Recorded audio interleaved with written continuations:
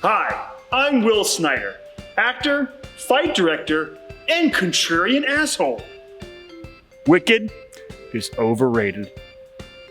But we're not here today to talk about how I'm right. We're here to talk about fighting. Stage fighting. Specifically, about the evolution of stage combat from the 19th century to today, the 21st century. Unless, of course, you're watching this from the distant future. In that case, sorry about Super Corona and the dystopian metaverse of President Zuckerberg. My primary sources for this project are The Transformation of Stage Combat in 19th Century England, we're just going to pretend it's America, by Andres Xavier Lopez, Wikipedia, The Fight Master magazine by the SCFD, and my 12 years of training in stage combat that I probably could have spent on a more marketable skill, like graphic design, or literally anything else. But before we get to the 19th century, we need to go back. In the beginning. Not that far back. Stage combat has several predecessors. War dances of indigenous peoples and cultures could incorporate a type of stage combat. Gladiatorial combat can be seen as a precursor with its applied theatrics to the fighting arena. Applied theatrics, of course, to mass murder. Then we have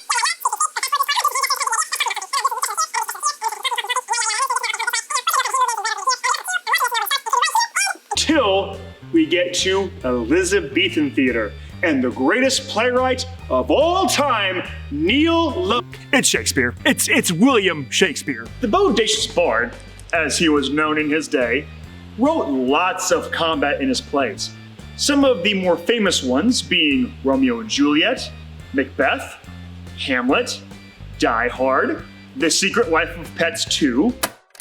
So, upon further review, it turns out William Shakespeare didn't actually write The Secret Life of Pets 2.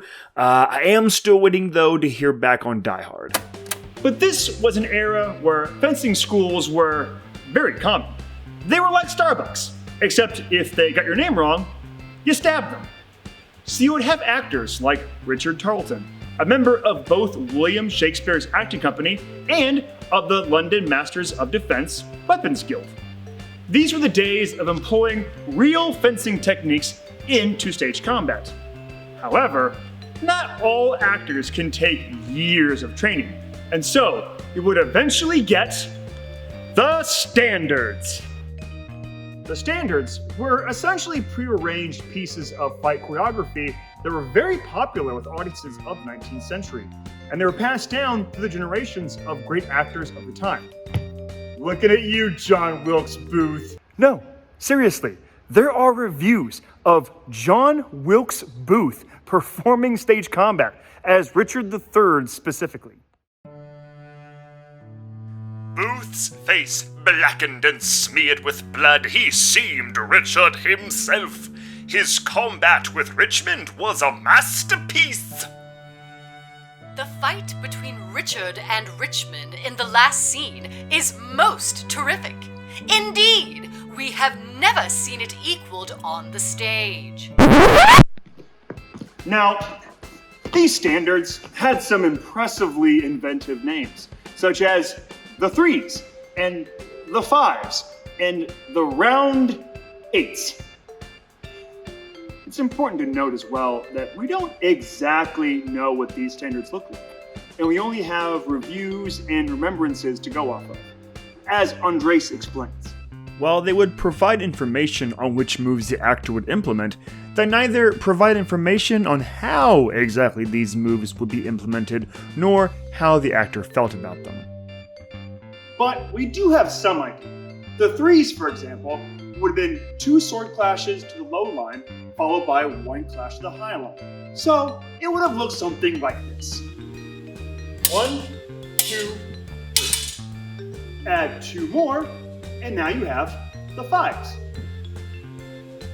1, 2, 3, 4, 5. Add 3 more, and we're at the Round Eights, which would consist of 2 high attacks, 2 low attacks, 2 high attacks, and 2 low attacks, creating a figure 8 motion.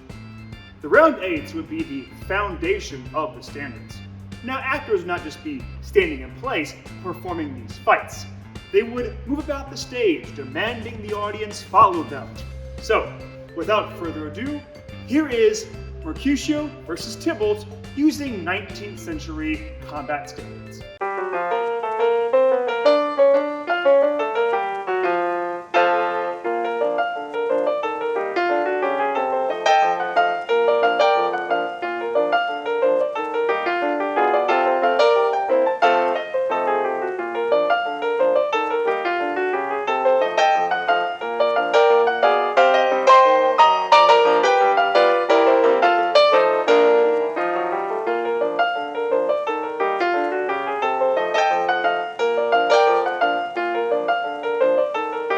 The use of the standards began to fall out of favor by the turn of the 20th century, with the rise of cinematic fencing and fight directors such as Paddy Crane coming into prominence. Paddy would open his own fencing school, with some notable students being Sir Laurence Olivier, Alec Guinness, and Errol Flynn. Sorry, I have to segue here for a second. I need to mention this.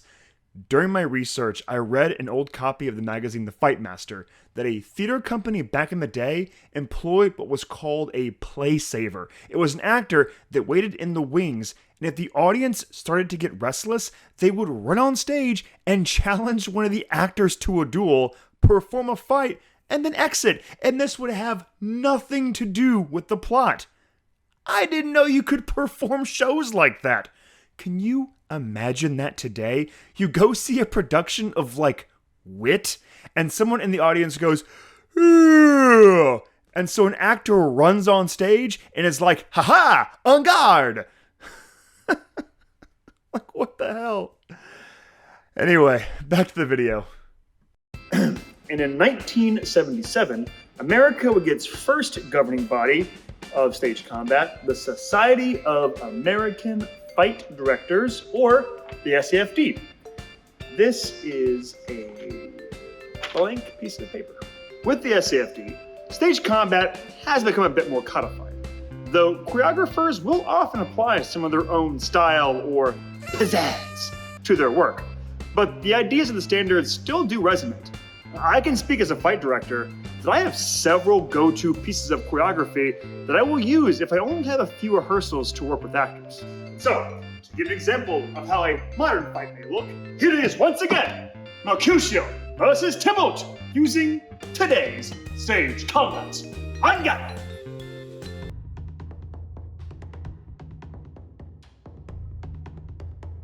Tybalt, you rat catcher. Will you walk? What wouldst thou have of me? Good king of cats? Nothing but one of your 9 lives. I am for you.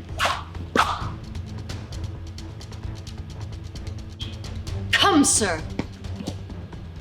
Your passado.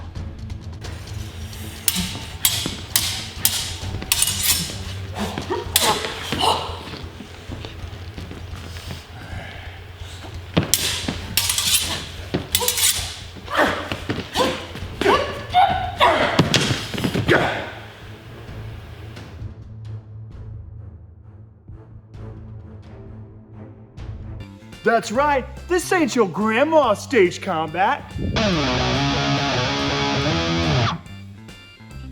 Well, that wraps up this video.